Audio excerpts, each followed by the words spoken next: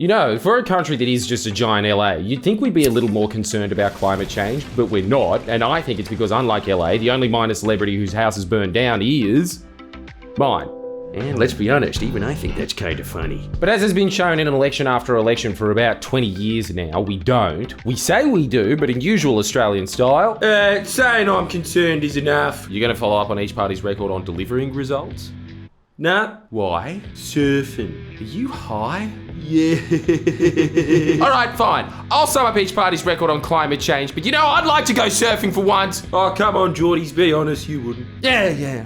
Hate the sand. Don't worry about the sand, man. Just jump off the rocks.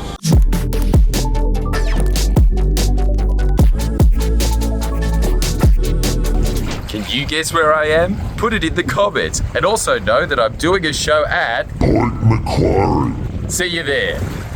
See, Zoomers are too young to remember this, but there was another election where climate change was a hot topic. That was the last time Labor got in power, which really proves that you literally have to move heaven and earth to get the Liberals unelected. Only when there is this perfect storm of water restrictions, drought, bushfires, Stan Zemanek dying all in the same year so he couldn't be on air owning the, quote, idiot Labor voters. How good are his favourite phrases as listed on Wikipedia? Numbnut, oxygen thief, and of course, the biggest dunk of all. Typical Labor voter. I'm telling you, the only reason Kevin Rudd got elected is because Koshy liked him and Stan Zemanek got brain cancer. And honestly, I think I would have preferred if Stan was alive and Kevin never got in, just so one day Stan Zemanek would have told me on air, quote, give yourself an uppercut. Unfortunately for Australia though, Stan died and therefore we had to settle for the consolation prize of having a competent government. Kevin Rudd immediately got us on board with the rest of the world by ratifying the Kyoto Protocol, which I forgot about. Do you remember that the Liberals refused to do that? Their position used to be, nope, I'm not even pretending to act on climate change. It was us and the United States that didn't put our name to Kyoto. Yes, coalition of the willing to melt at last. It was an entertaining time, wasn't it? Us literally versus the world. It was only us and a fun Texan man going into the UN, doing this on every vote. Yeah! Yeah! Then, and this turned out to be very helpful in the long run, Kevin Rudd commissioned a study headed by economist Ross Garnaut. Now, this guy is like this. A gun! Ross Garnaut is the visionary behind Labor's big picture plan for this country, which is all outlined in his book Superpower. And what is his vision? Well, long story short, communism. Isn't it incredible that the Murdoch press still runs on that? I can't believe that they haven't come up with a nickname for Labor Premier Chris Minns. Ho Chi Minns. Come on guys, start a campaign, get it printed in the Telegraph. It's too good to waste. No, Labor's vision as outlined by the Future Made in Australia plan is to make Australia sort of a Japan and Saudi Arabia at the same time, but better because we're also still Australia. And that's the home of the world's greatest man, Scott Morrison. As the book title suggests, Labor's end game is to make Australia an energy superpower where we get mad rich off of decarbonising the rest of the world rather than carbonising it. So turning us into the world's air filter rather than the world's soda stream. Now, what was going to be the initial framework of that vision was Kevin Rudd's carbon pollution reduction scheme. It was more commonly known as the Emissions Trading Scheme, or ETS. And for those of you who don't know what an ETS is, hit the net. Oh, you're already on it? Okay, I'll tell you.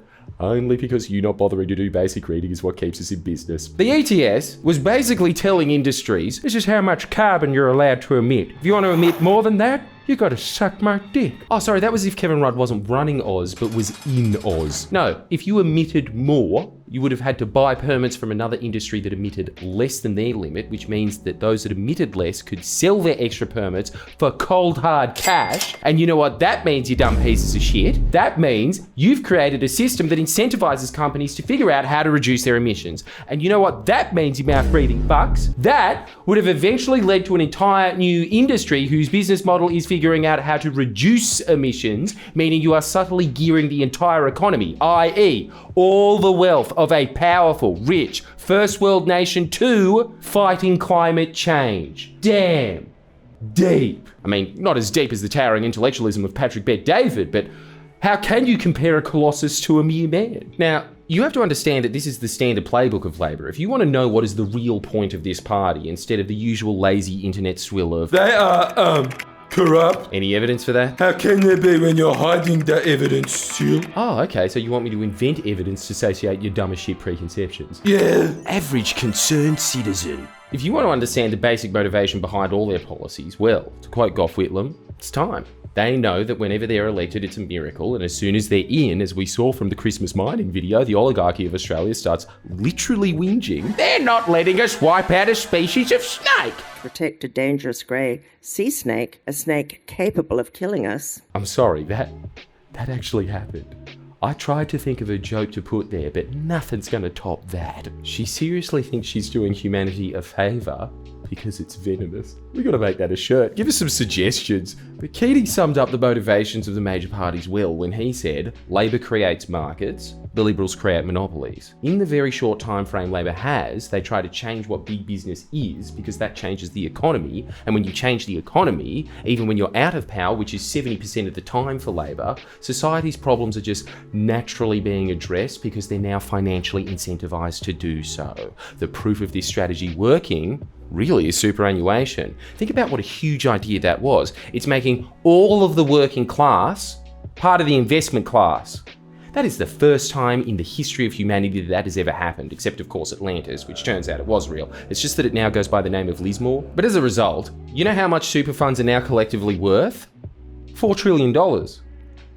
4 trillion. It's bigger than Norway's sovereign wealth fund that the Greens never shut the fuck up about, and very quickly now it's getting to the point where superannuation is making the entire government redundant. There's a reason the Liberals are always trying to fuck up superannuation. It's because even when Labor's out of power now, it's the unions still making the investments that build the country, while the Liberals just squander our tax dollars on literally the fucking, I good sir am interested in your monorail. Anyway, superannuation is how you need to think about how all of these Labor programs work. They're like a snowball. They start off small and they keep getting bigger and bigger. So, do you see why Labor never shuts up about the Greens blocking Rudd's ETS? It was honestly like if they blocked superannuation. It is that dumb. And what's worse is when you are that dumb, it's like trying to explain to this thing why it's dumb. You won't understand that. Look at him! But voting with the coalition, which again, the party that had a future Prime Minister in Parliament stand there with a lump of coal, triggered?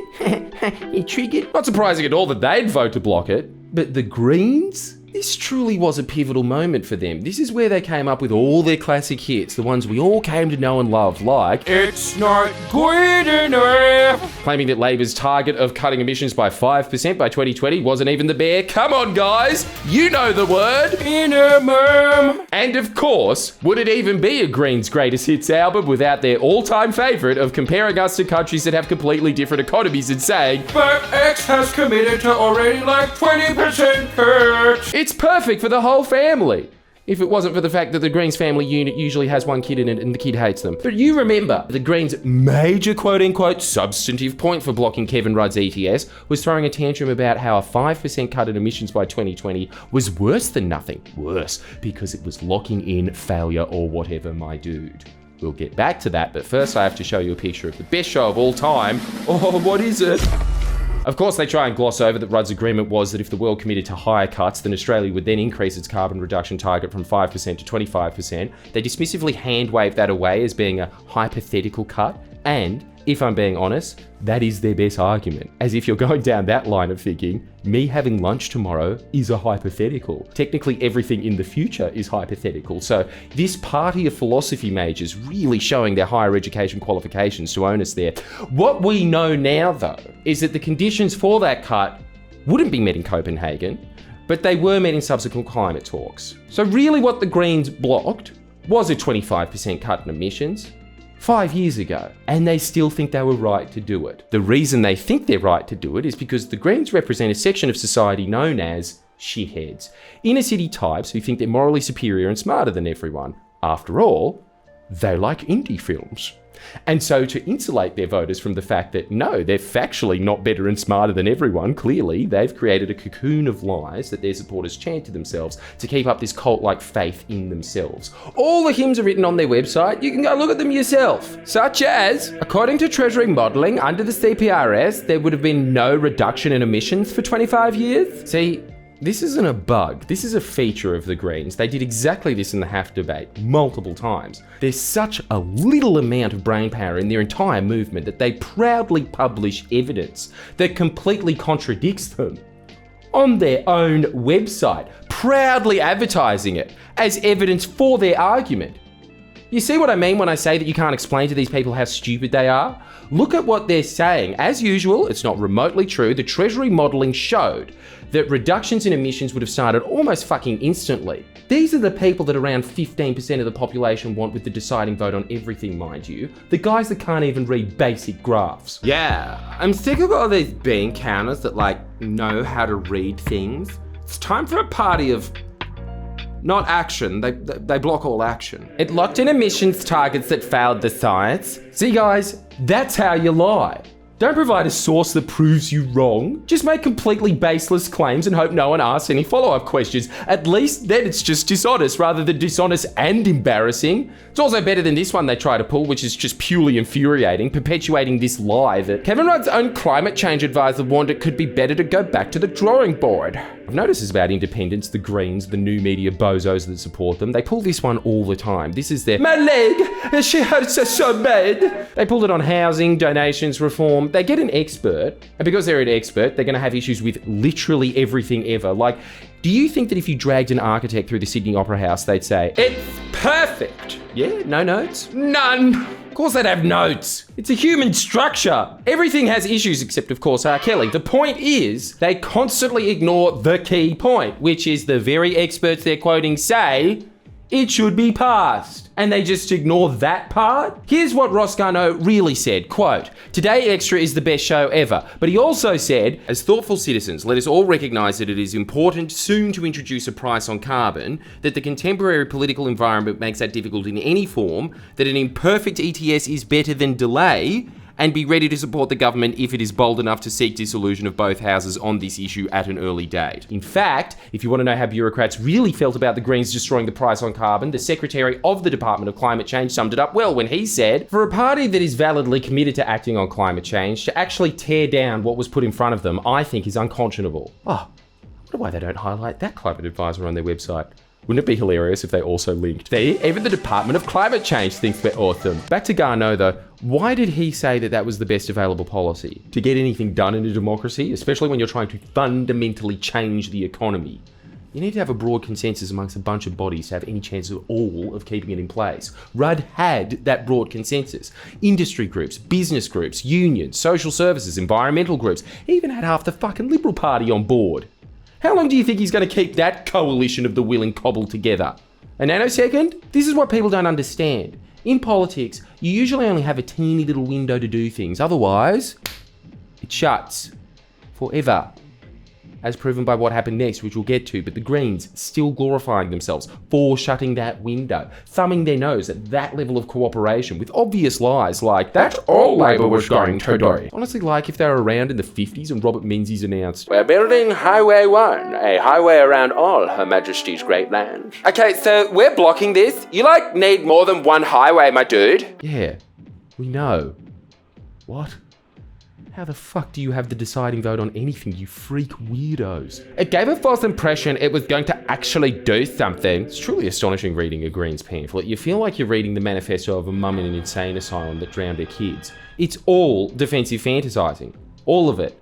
The simple facts are, and this is truly tragic by the way, had the ETS passed, as Pat Conroy points out, unlike the Greens claim the maths actually adds up, mind you, Australia would have emitted 218 million tonnes less between 2010 and 2020. You know what that's the equivalent of?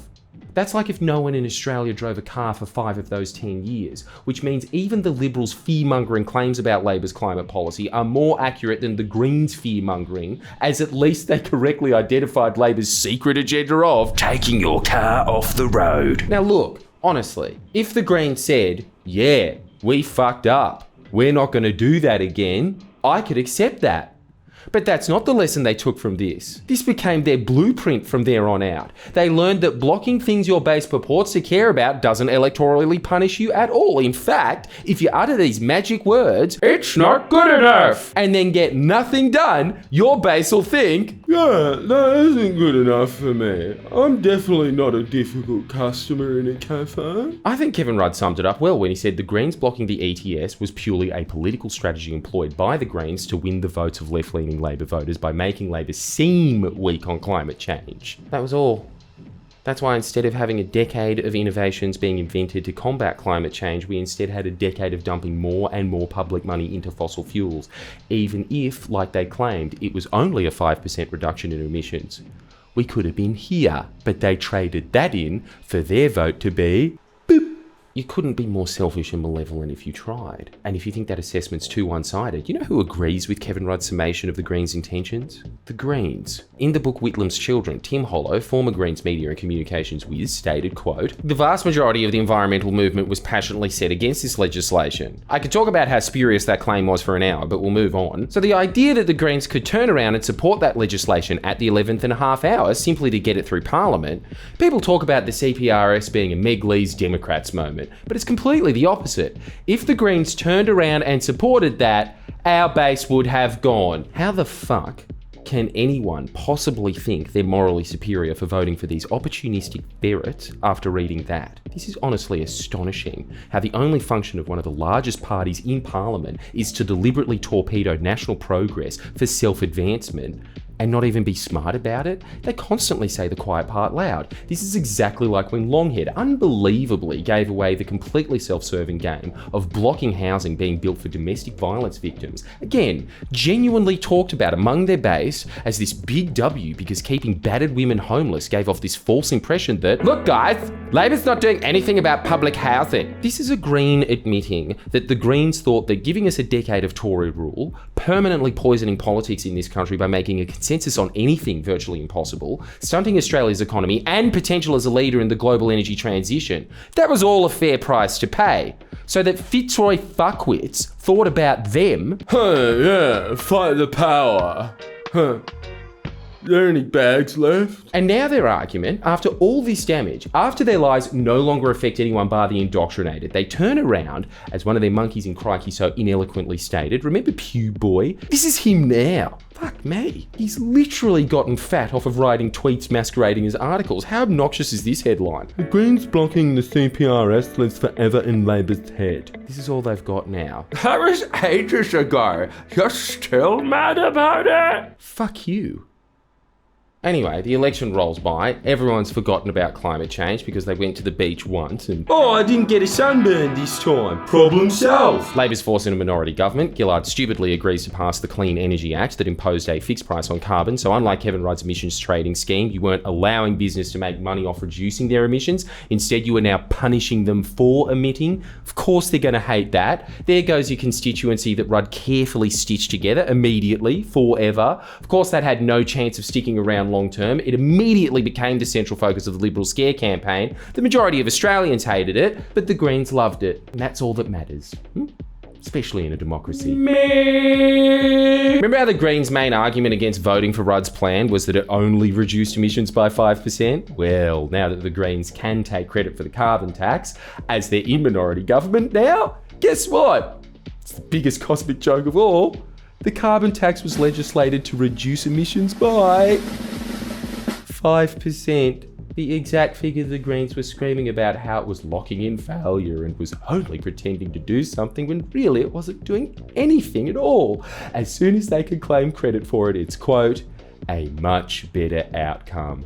The same fucking outcome. This locked in emissions targets that failed the science, while this is world-leading emissions reduction legislation. They are so fucked in the head. I hate doing videos on the Greens. Do you have any idea how draining it is? Reading their arguments is like if everyone's partnered with BPD was screaming at you all at once. A lot of the time, while reading these, I have to do the classic, "That's it, I'm leaving the house!" They called it the carbon tax, but credit where it's due.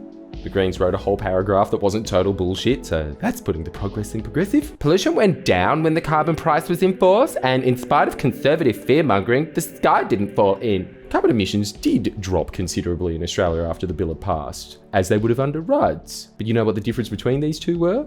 they would have kept going down under Rudd's because it had a way better chance of staying in place. But Australia's emissions went from about 545 million tonnes to about 527 million by mid-2014, something the Greens still brag about today. Quote, "This was one of the few precious times in our history where emissions actually reduced." Which, yes, is true. It's also really fucking scary. Like most crazy people, you know when you're talking to a guy on the train? Yeah, man, you don't have to give me any money, you're sweet. You know, this one time someone didn't give me money and I jammed a pills on. I'd like to give you some money. Yeah, thanks, man, you're the best lifesaver. I don't think they're even aware that what they're saying is a threat.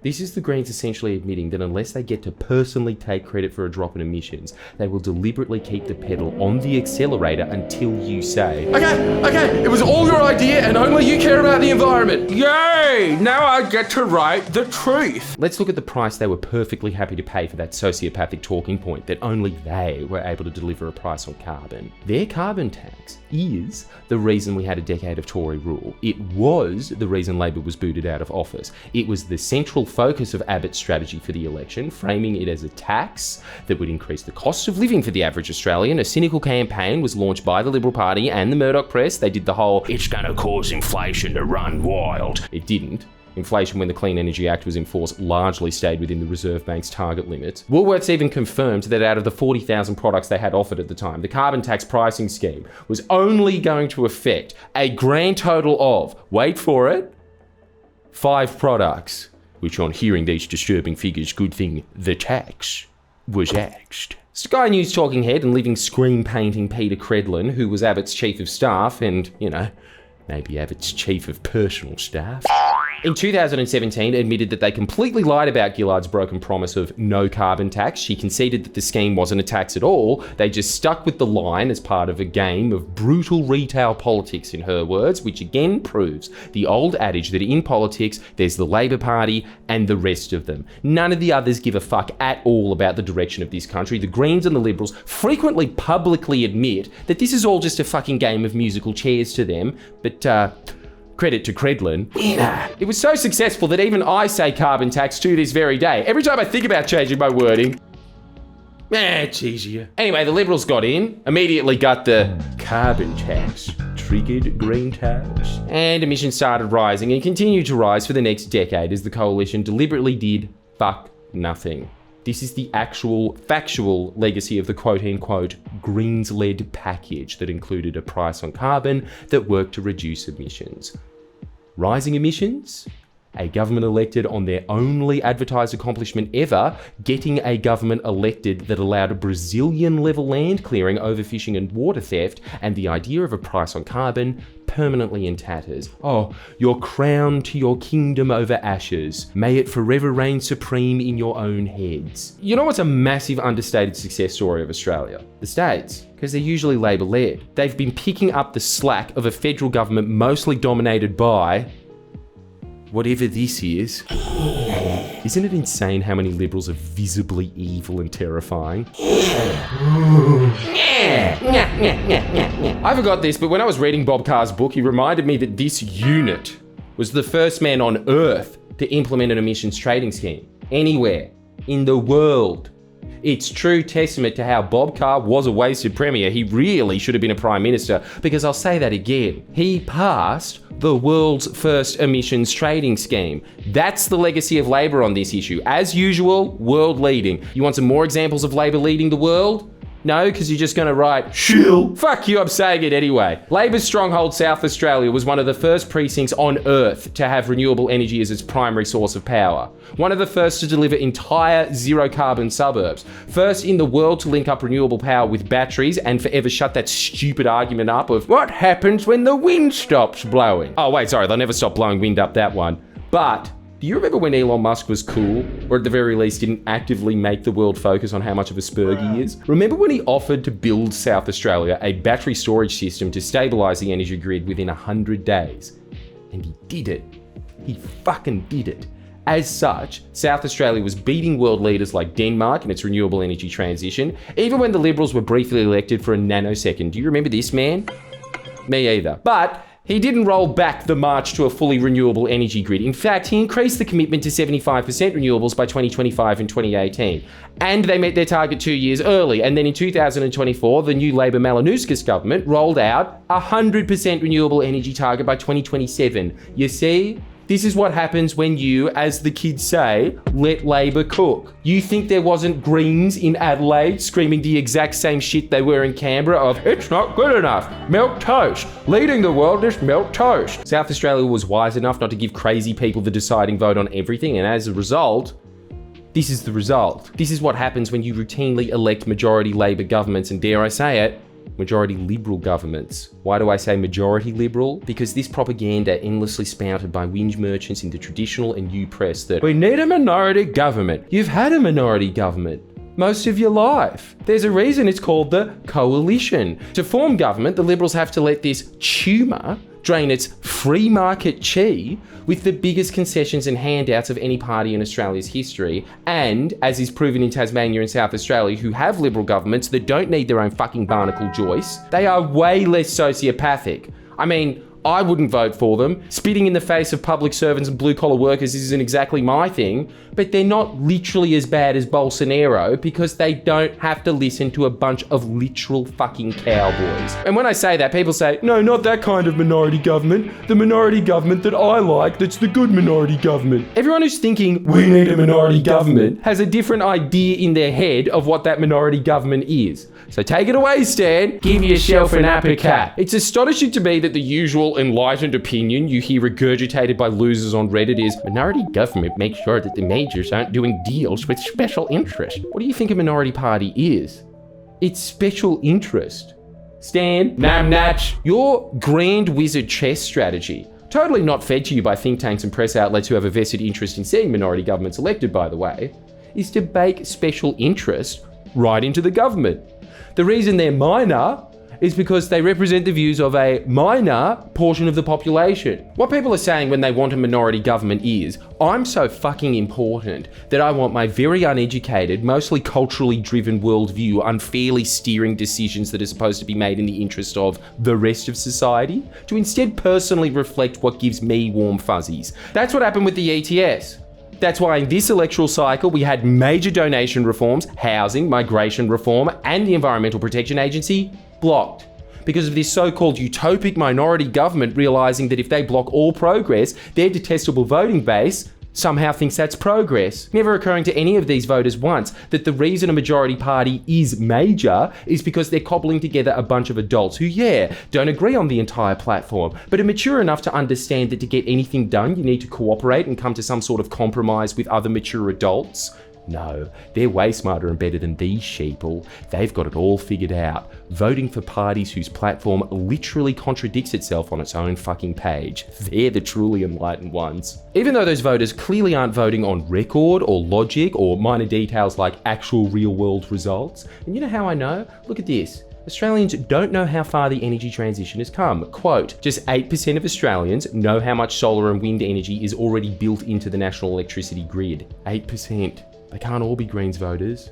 Their vote nearly doubles that. In fact, judging from everything we've been through, I wouldn't be surprised if of that 8% that do know, 0% of them are Greens voters. For everyone else, did you know that renewables now make up 40% of the national grid? This is despite a decade of the Liberals doing everything they can to quash renewables. You think that just magically happened? Fuck no.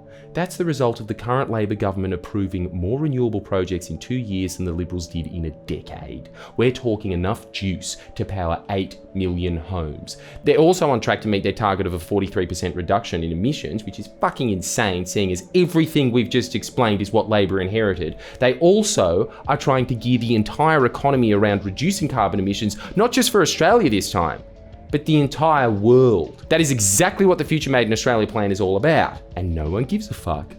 Sorry, 8% give a fuck. 8% actually care enough to follow what is actually happening, while the other 92% want lies fed to them that make them feel good, i.e. they don't care about smog, they care about smug. Subscribe to feel more smug. And sign up to our Patreon so we can afford to do more long explainers like this.